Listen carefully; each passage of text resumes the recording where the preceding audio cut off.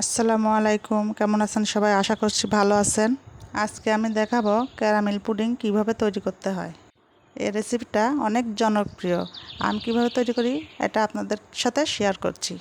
প্রথমে আমি নিয়ে নেব 1 লিটার দুধ। দুধটি একটু ঘন হয়ে গেলে নামিয়ে নিব।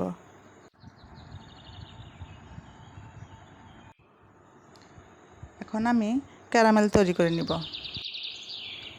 আমি আগে থেকে একটু পানি দিয়ে নিয়েছি, এখন দিয়ে দিলাম চিনি। ক্যারামেল তৈরি করার জন্য চিনিটা দিয়ে নিলাম। কালার আসা পর্যন্ত নেড়েচেড়ে নিতে হবে। কালার চলে আসলে নামিয়ে নিতে হবে। বেশি কালার করা যাবে না, তাহলে তিতকুত হয়ে যাবে, তখন তিতা তিতা লাগবে, তখন ভালো লাগবে না। এখন আমি যেই পাত্রে পুডিং তৈরি করব সেই পাত্রে ক্যারামেলটি বিছিয়ে নিচ্ছি।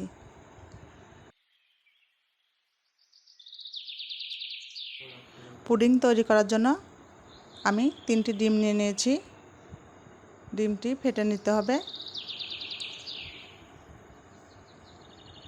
তারপর দিতে হবে চিনি, পরিমাণ মতো চিনিটা দিয়ে নেবেন।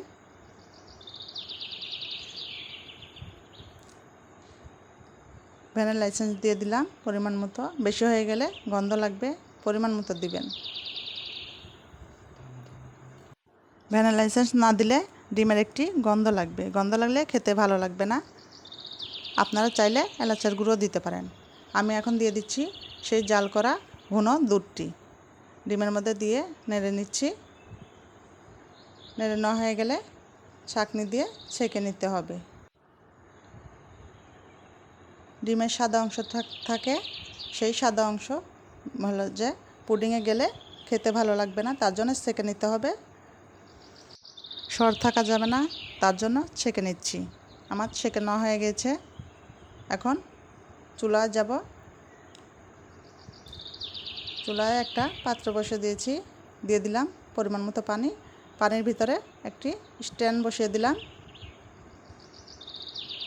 স্ট্যান্ডের উপরে দিয়ে দিব। আপনারা চাইলে ওভেনও তৈরি করে নিতে পারেন। আমি চুলায় তৈরি করে দেখিয়ে দিচ্ছি। আমি যে প্রসেসে দেখিয়ে দিচ্ছি সেই প্রসেসেই আপনারা তৈরি করে নিতে পারেন। আমি 25 থেকে 30 মিনিট রেখে দিয়েছিলাম ঢাকনা দিয়ে ঢেকে। টাইম 25 থেকে 30 মিনিটের মধ্যেই হয়ে যাবে। আমার পুডিংটা তৈরি হয়ে গিয়েছে, দেখতেই পাচ্ছেন। আমি একটা কাঠির সাহায্যে চেক করে নেবেন। এই যে আমি চেক করে নিচ্ছি, আমার কোনো রকম কিছু বোঝা যাচ্ছে না, আমার তৈরি হয়ে গেছে। আপনারা চেক করে নেবেন। নরম হলে আপনারা আর কিছুক্ষণ রেখে দিতে হবে। এই যে আমার পুডিং তৈরি হয়ে গেছে। আমি সেট হওয়ার জন্য 3 ঘন্টা ফ্রিজে রেখে দিয়েছিলাম। না হলে কমপক্ষে 1 ঘন্টার জন্য রেখে দিতে হবে নর্মাল ফ্রিজে।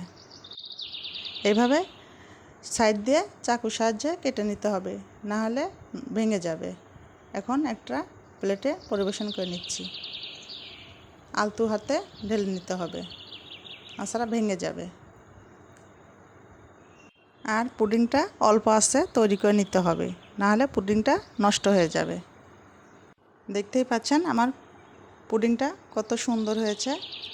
ক্যারামেলের কালারটা অনেক সুন্দর হয়েছে। কেটে দেখে দিচ্ছি পরিবেশন করে। আমি যেভাবে পুডিংটা তৈরি করে নিয়েছি আপনারা এভাবে তৈরি করে নেবেন। আশা করছি পারফেক্ট হবে। আসসালামু আলাইকুম।